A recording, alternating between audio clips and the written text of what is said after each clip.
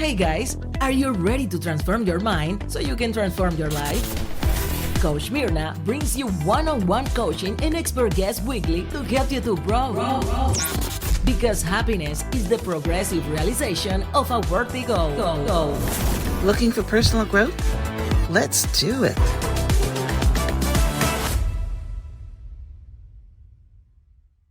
Why do you think that people know they should change and don't?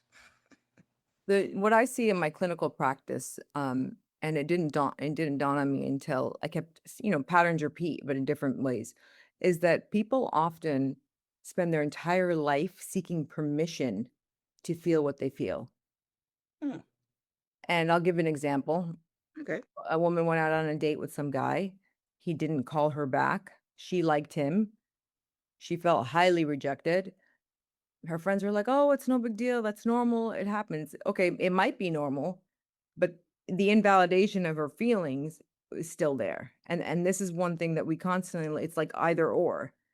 Yeah, it might be normal, and yes, not everyone's going to like you, but she still felt highly rejected, right? To the point where she's like didn't want to keep putting herself out there. But because her friends kept telling her, "Oh, it's no big deal. You got to be strong. If you're going to keep it every time, it's going to bother you. You're never going to get anywhere."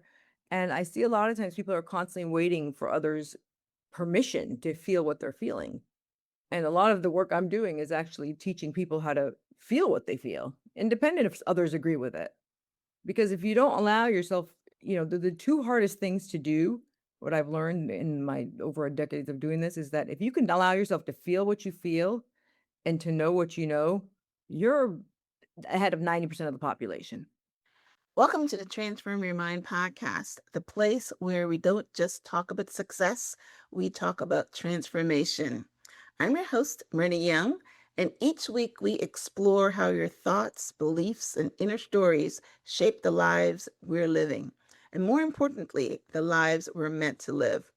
This podcast is for anyone who's tired of surviving on autopilot and ready to heal, grow, and rise into purpose. Here we have honest conversations about mindset, trauma, faith, emotional healing, and the tools that help us break free from patterns holding us back. Today's conversation is especially powerful. My guest is Dr. Ketam Hamdan, and she brings wisdom, experience, and insights that will challenge the way you think and invite you to see yourself differently. Welcome, Dr. Hamdan. Thank you for having me. I'm so excited to be here. Hey, you're very welcome. I'm so excited for this conversation. Yes, anything about mindset, mental health, I love that because that is where a lot of people struggle. So I invite you guys to take a breath, open your heart, and get ready to transform your mind. All right, so let's dive in. Okay, so Dr. Keaton, what personal experience or turning point first made you realize that transformation begins in the mind? And how did that moment change the trajectory of your life or work? That's a great question. I've had a multiple transformative moments, but the one that kind of changed my life was I used to be a consultant. And I worked for, it's like an A-list consulting company. And I remember being a boss and I had someone come in my office and I actually made that person cry. And it was transformative because when that happened, I was like, who the hell am I? And just that question and that moment changed my life because I set down a path after that to kind of figure out who the world had shaped me into and then figure out who I actually wanted to be. Huh. And just in asking that question, it opened the door for a whole new career path, which then I went back to school and became a psychologist and have been helping many other professionals kind of answer some of these same questions that we think we know the answers to, but we really don't. Most of us don't really know ourselves. True. It's true. And I, trademarked a term called inner AI because everybody's obsessed with AI these days. But we all have a hidden code that drives us, and we're completely oblivious to it because we can't see it. Hmm. Okay. Well, Um, it's very interesting. I'm a direct communicator. And, I started off being a life coach. And a lot of times in the life coaching conversations, people would cry. But I didn't feel any way bad about it. I felt that, hey, sometimes things hurt. Mm. So, did you feel that you were being a bitch? You felt that you Yeah. were being Well, I think harsh? 'cause I was in a corporate setting, it's like when I'm in therapy, if I make someone cry, I'm like, yes, we're healing. Really? But Okay, good. but in the corporate setting, it's you're I'm not there. That's not my job title to get them to cry. And it was clearly Okay. not the Okay. lasting impact I wanted to have on people, nor Uh, nor the way I wanted to be remembered as someone who made someone cry. Okay. All right. Okay. All right. So that was great. So that aha moment, as Oprah would call it, made you want to step back and figure out what made you become this person that would make someone cry. I guess unempathetic, you know, it's very self-centered or whatever we want to do. Like in a corporate world, we're not thinking about that person. We're just thinking of what we need to do and that kind of thing. So you went back and tried to find out what shaped you and what experiences shaped you. That's pretty good. Again, as a coach, I one of the things the motto that I work on is you got to know yourself to grow yourself. So Yeah. it's great that you went back there. Okay. All right. Yeah. And so, I mean, like I said, that opened a whole Pandora's box of just going from to therapy myself, Mm, and also not liking that therapeutic process because, 3 months into it, I'm thinking I'm transformed or changed. And then 6 months later, you're back to square one. I'm like, it shouldn't be this difficult, you that is know? so true. And I'm like, what's going on? And this is where I'm like, you know what? I'm going to make this my life mission, first and foremost, obviously, to figure out who I am, the type of person I want to be, and be more congruent and aligned with that. And then two, teach it to others because, in teaching others, you teach yourself, Yes. you know, Yes. Yes. It's and actually how you learn. And in fact, when you learn something, the first thing you should do is teach it. And then it kind of like sticks, right? And that's basically my concept. Whenever I learn anything, I teach it now on the podcast, or I teach it to my daughter, or I teach it to my husband, or but I'm always sharing. I think of myself as a stork, pouring things into other people's beaks. But it's really interesting that I have been in, my show is called Mindset Transformation. I'm all into mindsets and transformation. But again, sometimes you are looking at things and you don't really get it, right? And it was not until I heard it's not my pastor. I keep calling him my pastor, but it's an online pastor, Dr. Jamal Bryant from Atlanta, and he's considered my pastor because I watch him every week. He and I go to my church, but he is inputting in me every week. And he had a sermon that talks about the difference between change and transformation. And he said that anyone can pretend to change for 3 months or so, just what you just said. But real transformation is permanent. And very few people get to the real transformation because you've got to do certain things to really transform. And the only way you can do that actually is rewriting your beliefs, rewriting your mindset, rewriting the operating system. But you can change if you want an outcome. You tell your husband, "Hey, if you don't do this, I'm going to leave you," and he's going to change for a little minute, right? And then when he forgets about it, he goes right back because it's not really his mindset or his operating system hasn't been changed. He's just the outcome is different. So, what did you find out when you were going through this process? And as a therapist, what makes people change and what makes people actually transform?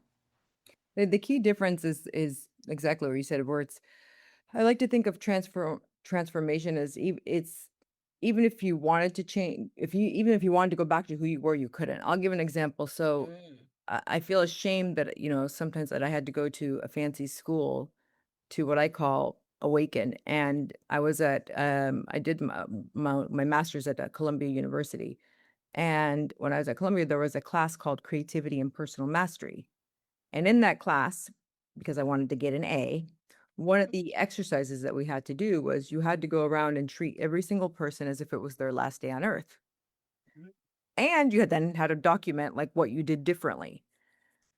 And I remember one day when I was walking to school, it was in New York, it was cold, it was kind of snowing, but because now I have an assignment, right? I have to, treat every single person as if it's their last day on earth. And I was walking down the road and there was this lady sitting, homeless woman sitting on the street. And I said hello to her. And she goes, "Ah, the girl in the pink scarf. You finally noticed me." And my eye Walk by her all the time and never noticed her. and my eyes just teared. Mm. And I was like, wow, why did I have to go to an Ivy League Class. school, be given an assignment, have to write about it in order for me to become conscious and to Mm. actually notice this woman Hmm. who had noticed me every day. And so that to me is a transformation in the sense that it awakens you to a new insight that you didn't have before. So you can't go back to the person you were before that. So you think that once you're transformed, now you will be aware of every homeless person, or you'll be aware of, because that's just one niche. You'll be aware of what else would you be awakened to? I noticed how asleep we live, for me specifically, It's true. and how we just go through the motions, but we're not paying attention to our surroundings. And so It's true. obviously I have moments where I'm just, you're blind to it, but at least you kind of can zoom in and zoom out. Whereas before I didn't even have the chance to zoom in because I didn't even know that I was asleep. It's like, how do you know what you need to know if you don't know? Right. So it's like, Right. Mhm. so that's an example of a transformation where it creates that conscious awareness. So now you have a choice. A lot of Right. times most of us don't have choice because we're not aware. It's true. Yeah. Yeah. Again, 95% of our lives we live unconscious, and only 5% of the time we're actually aware. I mean, we can take it down to the simple as breathing. How many people are aware that they're breathing? Yeah. I've got to do a conscious meditation Yeah. to say, breathing in, I know that I'm breathing in, breathing out, I know that I'm breathing out, to actually even go there, because we live in this unconscious world. So don't blame yourself too badly for that. Tons of people live in that space.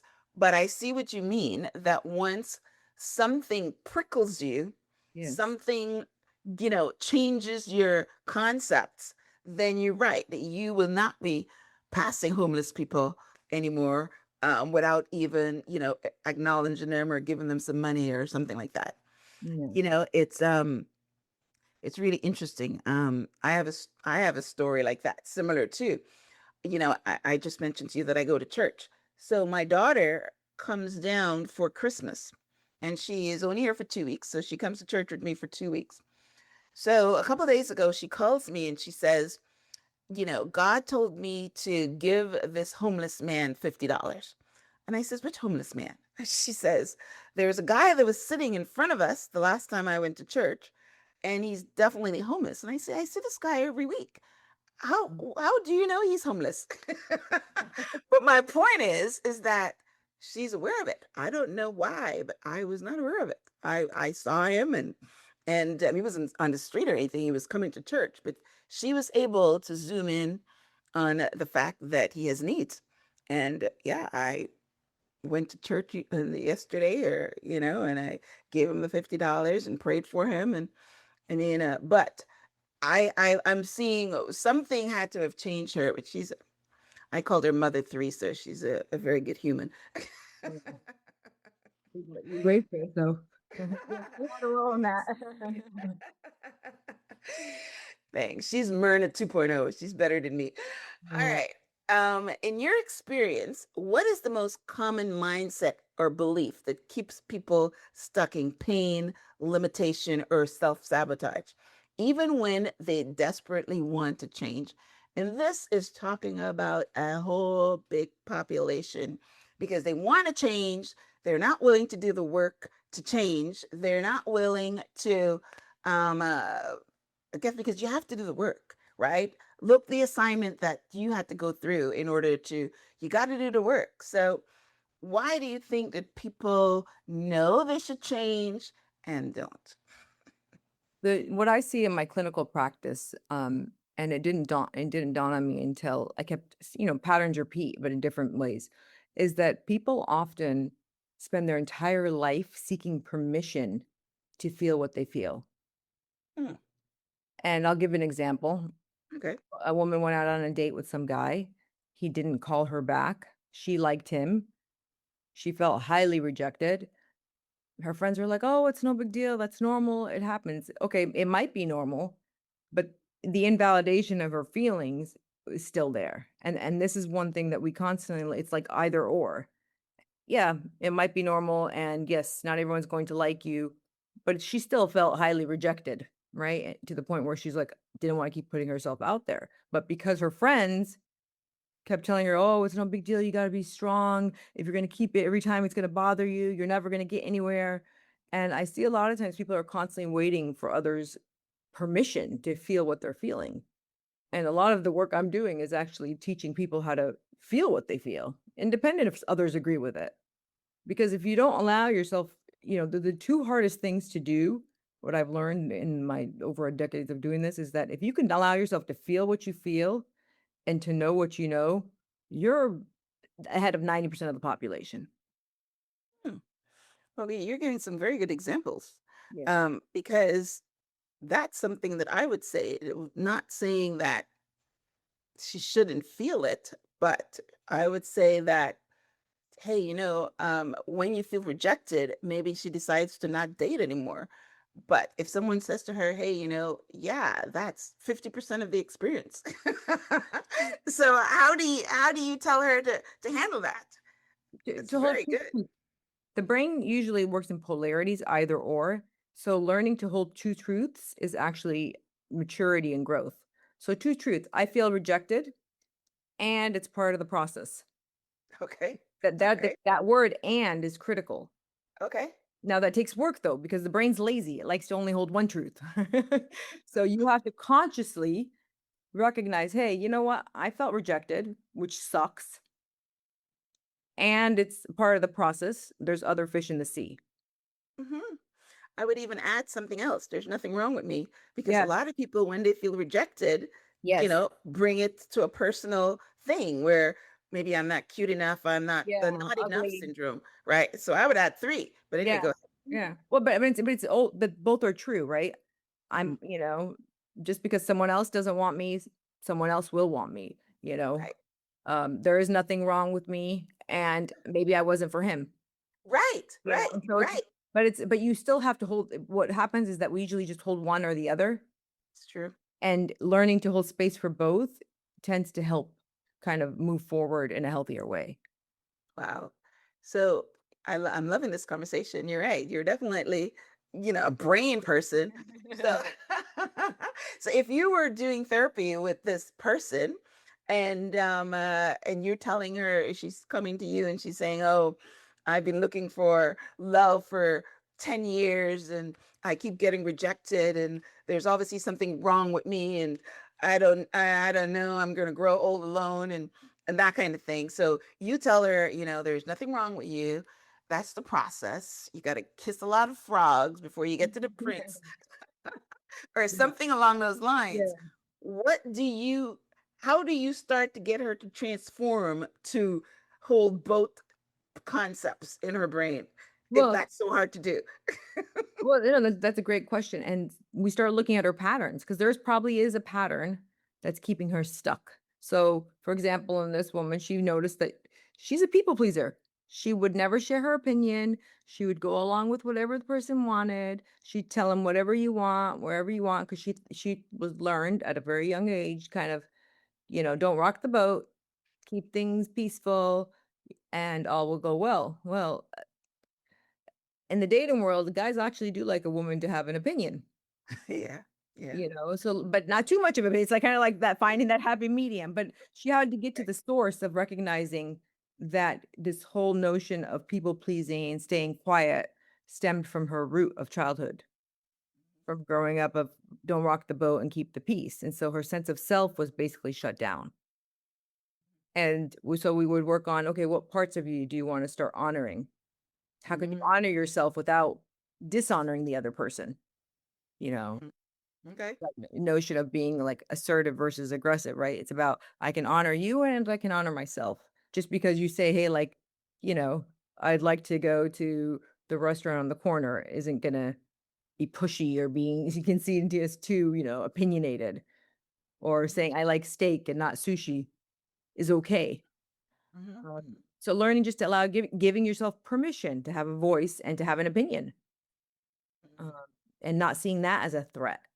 Whereas Right. growing up, she might have, if she spoke her mind or opinion, it would either be rejected or she would get reprimanded for it, or kind of, it would not be kind of honored or rewarded. Mm, good. Yes.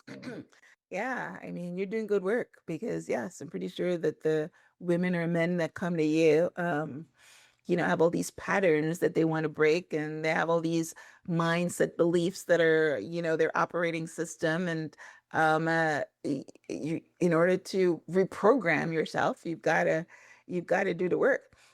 Byron Katie has this book called The Work, and I've Uh-huh. read it. And one of the concepts that I walked away with, I'm pretty sure there's more, but one of the ones I walked away with is that you have to ask yourself, is it true? And how do you know it's true? Because Mm. we all come to these conclusions that are running our mind and our brain. As you said, the brain is lazy, and we just pick the easiest explanation and then run with it, right?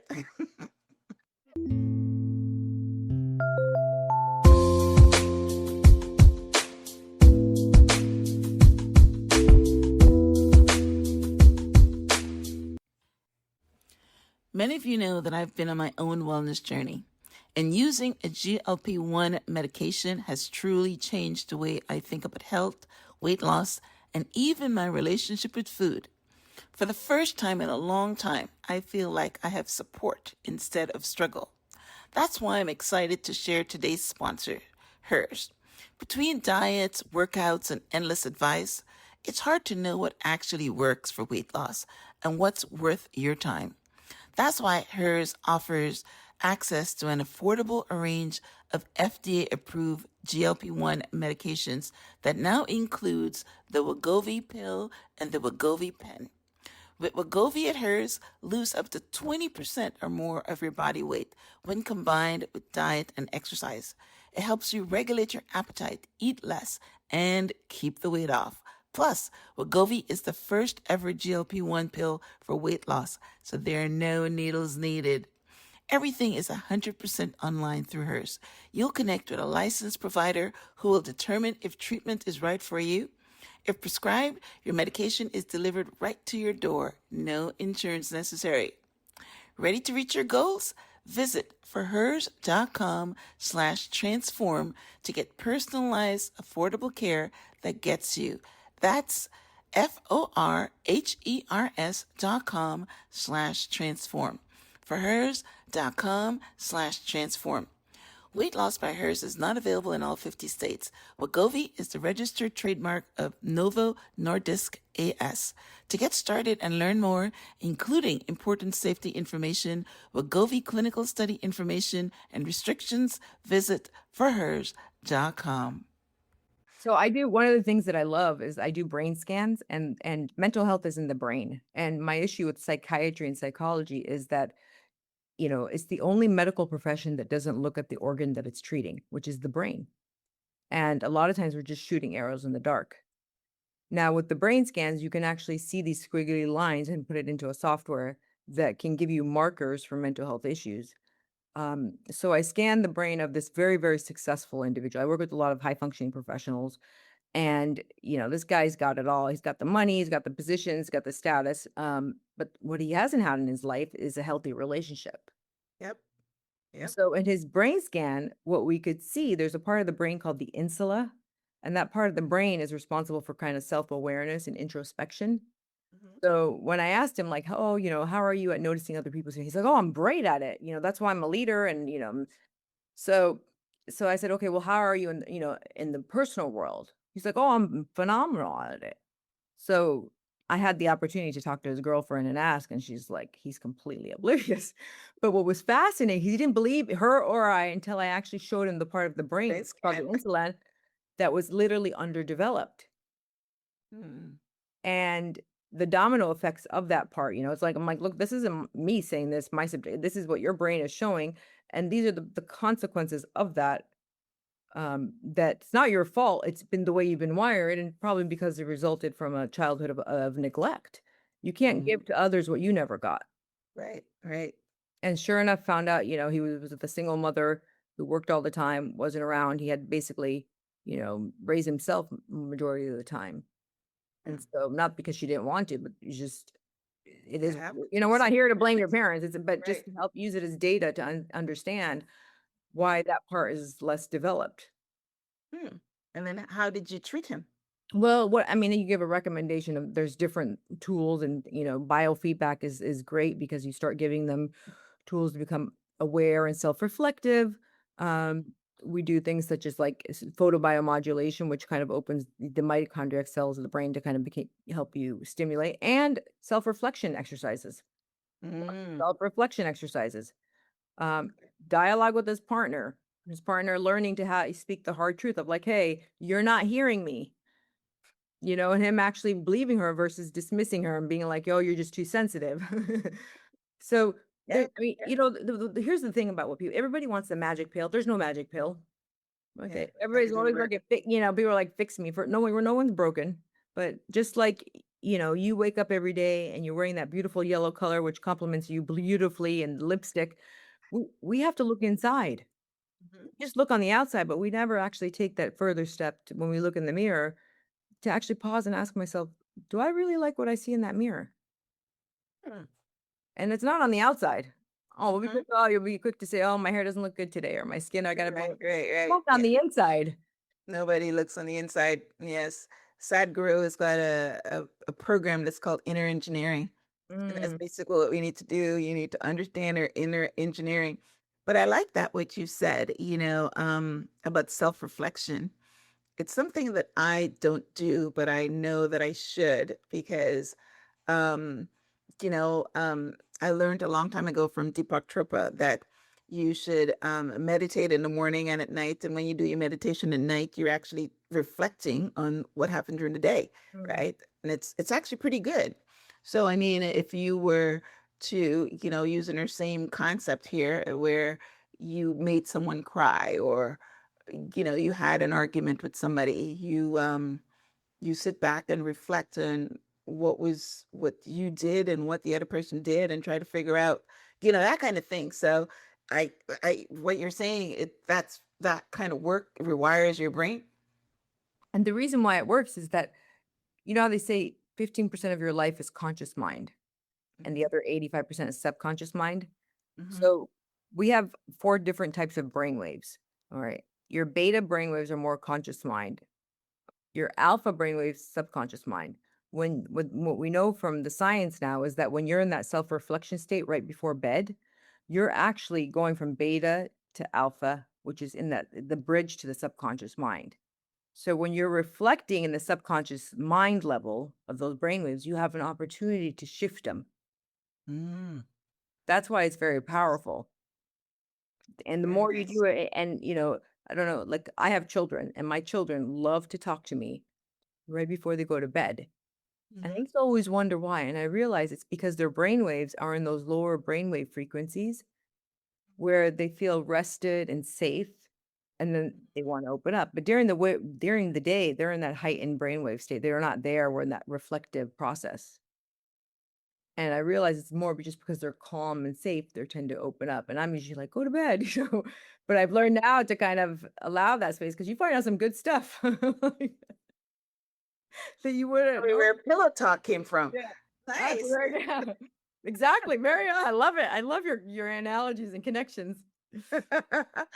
Yeah, that's where pillow talk came from. Very nice. Okay, well, hey, one of the things I pride myself in conversations, I always walk away with something, and I'm learning right along with my listeners. So yeah, I will, put reflection back on the table. Yeah, and it can be people think like it can be a minute. It's not, we're always thinking of these things and they have to be these grandiose one Right, I hour know. times. I mean, Yeah. even just throughout the day, I tell people everyone's always doing self-care. So, but self-care is not a before work or after work thing or on the weekends. It's a Mm. throughout the day. Mm-hmm. You know, even just taking a minute and just taking it in deep inhalation is Mm-hmm. enough to recharge you. We don't need much, but it's better to do something little frequently than just one big thing. Right, right, right. Yes, that's true. It's called, presence and things like that. So Mm. that's great. Yeah. Yeah. Deepak was saying that you should do 15 minutes of reflection at night with your meditation. So you're right. Even 5 minutes is good because 15 minutes is a long time. Yeah. Maybe I don't have that many Yeah. things to reflect on. Yeah. Scarcity, I mean, we can scroll for an hour. That's fine. But you're like reflect for 50. That's a little scary. A lot of times we're too busy trying to run from Long. ourselves. Yeah, amazing. All right. So, how do unresolved emotions like fear, anger, or trauma quietly shape our thoughts and behaviors without us really realizing it? So, again, you give that example of one of your clients that his mother was, you know, um, a single mom, and it shaped him, and he wasn't even aware of it. Um, can you give some others? Oh Or yeah. I mean, I'm not a big Freud fan, but he said it best, where he said unresolved emotions will come out in ugly ways.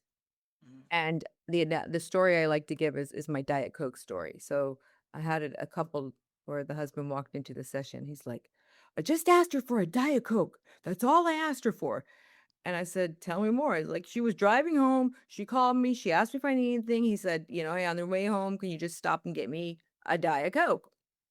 And she said, okay. It's not like she didn't say okay. She said, okay. Guess what? When she came home, she didn't have the Diet Coke. So then I looked at her and I smiled and I said, what are you annoyed by? And she's like, nothing. You see what a big deal he's making? And I just paused and I said, what are you annoyed by? And she's like, nothing. And then she thought about it and she saw that I was firm. And she took a deep breath. She goes, actually, he's going to Vegas with his friends. And when he told me, I tried to be cool with it, but I'm not cool with it. so that's her subtle way of getting back at him, So not bringing yeah, it. it becomes she wasn't consciously connecting it. It wasn't a conscious awareness, but it's like the psyche acts out in very childish ways without us realizing it. Wow. Yeah. And That's a connection I would never get. yeah. Well, it's because, and this is where things they call them hidden narratives. Like we have these hidden truths that if we don't verbally share, we reveal them in very unique, Mm, quirky ways. mhm, mhm. And I've seen like another client, she literally put mustard on her husband's sandwich and she's like, she knows I hate mustard. And she was like making lunch sandwiches, for the kids and stuff and just did them all the same. She's like, I kind of realized it on the point. I was like, whatever. And she was annoyed by something else because the day before he had ignored her or something. But you know what I'm saying? Like they're not, people are like it's the psyche is quite clever more than we actually realize it. And that's why I tell people is that you have to learn to honor what you're feeling and express it, because if you don't, you will show it in different ways. Yeah. Well, I've always known that, but mine comes out, or most people, or women, or whatever, will come out in anger, or will come out in something that's deliberate, not unconscious. Like unconscious forgetting a Diet Coke, or unconsciously putting mustard. We will do something consciously because we're upset or mad, which is the statement about comes out in ugly ways. Yeah. But yeah, this is a deep conversation, because what you're saying is even um you know we're responding to something that we buried, right? Not sure it's there. We don't know it's there, but it comes out in unconscious actions. Yeah. Pretty good. Yeah. I mean, there's the classic example of where the woman who's angry about her husband finds out he's cheating, right? Slashes tires and Yeah, right. burns his clothes, and I've had those too. Okay. Yeah. Those are conscious behaviors, Those right? are very conscious, she's externalizing her pain. Right. Yeah, with severe consequences too, but yeah. So, but people don't think of these subtle quirky things No, as, no. as actually slights, because they're socially acceptable.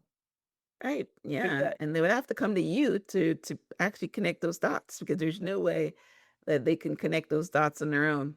Right. Yeah, so and then thing is that translating insight, insight alone doesn't lead to action, right? So then the next step is, okay, what can we do about this, right? Because today's about the Diet Coke in Vegas, tomorrow's gonna be about something else. So it's the key here, the underlying message, it doesn't matter what it is, it's about learning to giving yourself permission to express what you don't like. So yeah, feeling safe enough to like, hey, yeah, I really don't want you to go to Vegas with your friends. It kind of And makes he it fun, still goes. How does that make her? Would that make her feel better?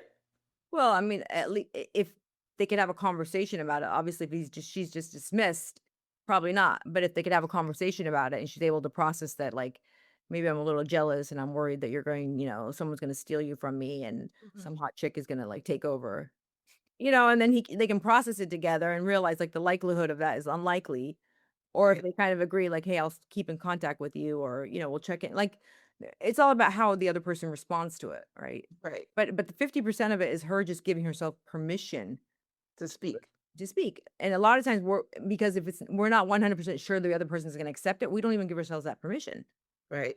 And what I've learned with myself and with my clients, 50% of the healing is just giving yourself the permission to acknowledge what you're feeling, Mhm. independent of whether or not the other person receives it. Doesn't like it or not. Right. Yes. Yes. Hey, We're always attached to an outcomes. Like, I'll say it if they're going to accept it, but if they're not going to accept it, I'm not even I'm going to not say gonna it. say it. Yeah. Yeah.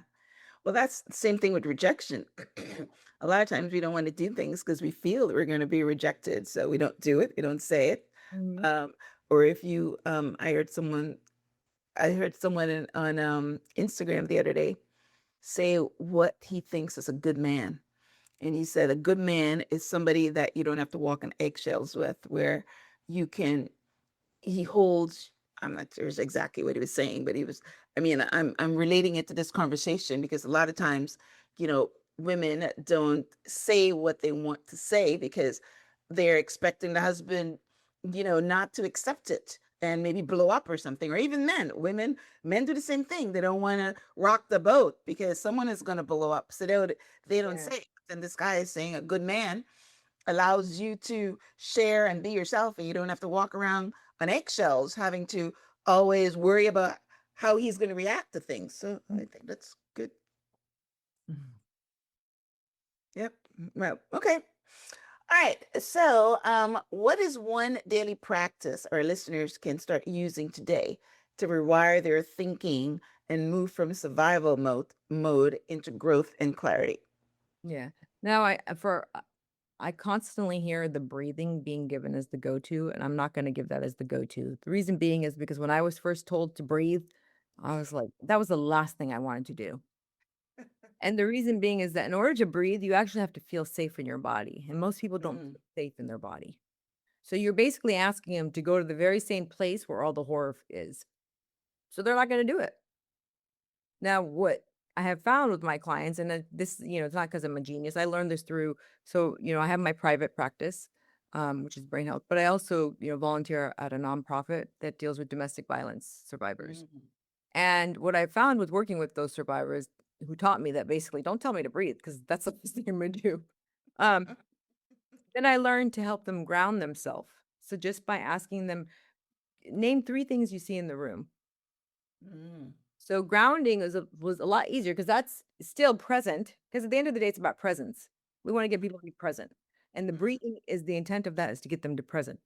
But what I found is that it was a lot easier to get them to ground themselves into the room, or just feel your feet on firm on the floor, Mm, or you know what, open your palms for me.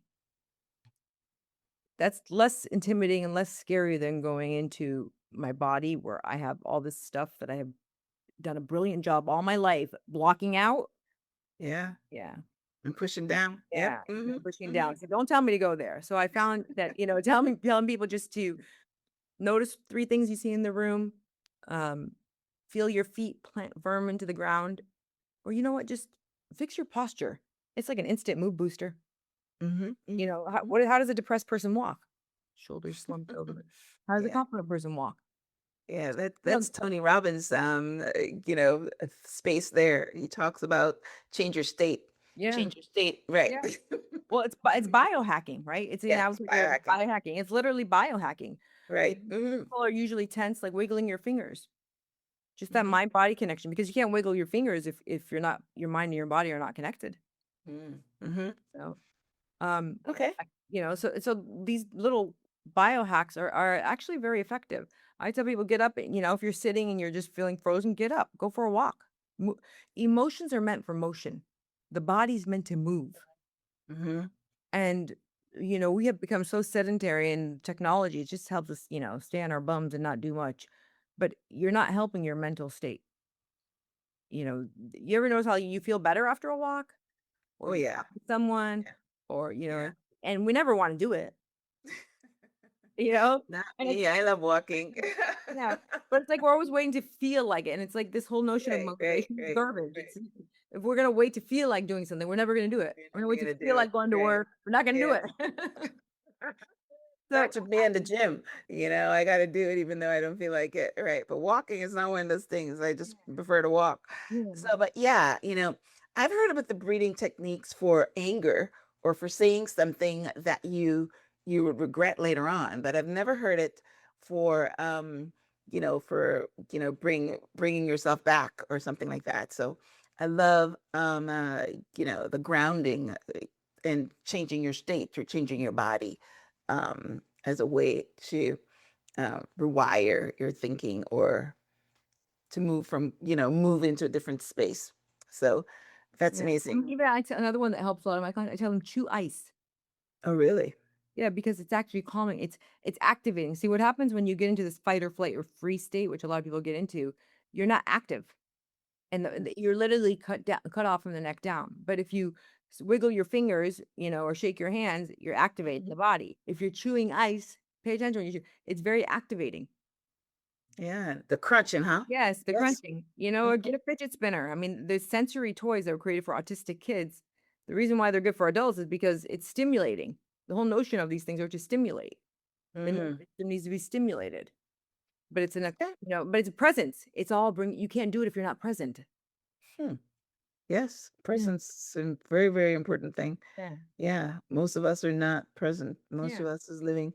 You gave us statistics of 85-15. I thought it was 95-5. Coloring. Color. I tell people Yeah. color. You can't color if you're not present. Right. Yes, yes, yes. You got to stay within the lines, right? Yeah. But there's a lot of things that that we don't think of as healing, but that are out there that don't just require you to sit down and meditate. I love meditation. I do it. It is from a neurological and a brain scan. I've seen the brain scans of what it does to your brain. It's game Yeah, changer. But yeah. it can't be the go-to for most people. And I've learned that the hard way of working with different, different groups of individuals. Especially when your mind is not easily subdued. Yes. There's so many people that tell me they can't meditate. So I tell them, hey, everybody can have a guided meditation, Yeah. right? Just listen. They're not But they're yeah, going through the motions, but they're not embodying it. they're not embodying it. Yeah. Very And true. here's about embodiment. So like some wiggling it's your own body. You got to wiggle your fingers, right? Do a jumping jack. Right. Nice. Like that's your own body. Mm-hmm. If it's calming for those 2 minutes, great. You, Yeah. you're one Okay. step ahead of the game, but at least they're micro moments of embodiment. Right. Very great biohacking too. Like your words. Yeah. All right.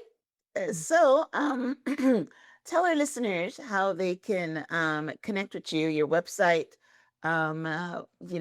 if I- your therapy, how they can reach you, your social media handles, any of that. Yeah. So, I mean, just one last message. The term I always like tell people, you're not broken. Everyone's like always like fixing. None of us are broken. We need to learn about ourselves, right? And knowing yourself, you can heal yourself.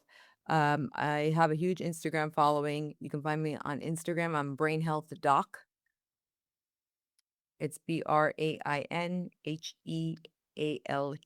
and then Doc DOC, or on my website, brainhealthgrowth.com.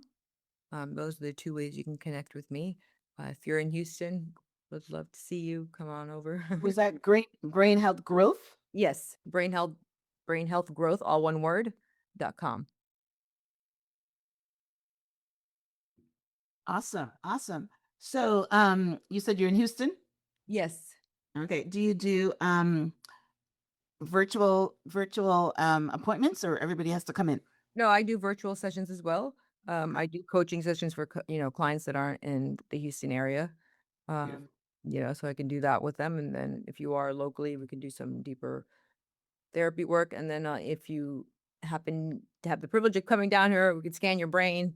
We have different tools too, like neurofeedback, photobiomodulation, vagus nerve stimulators. I mean, the future is going to be this brain science stuff. I know you do a lot of work in the longevity stuff and talk to a lot of people about longevity.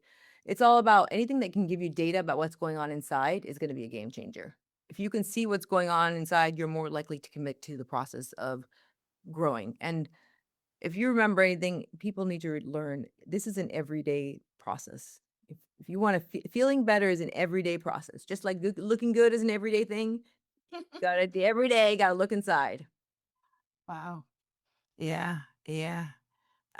Yeah. So many people don't commit to the work though. Yeah. It's amazing how, yeah. And the brain is the one that's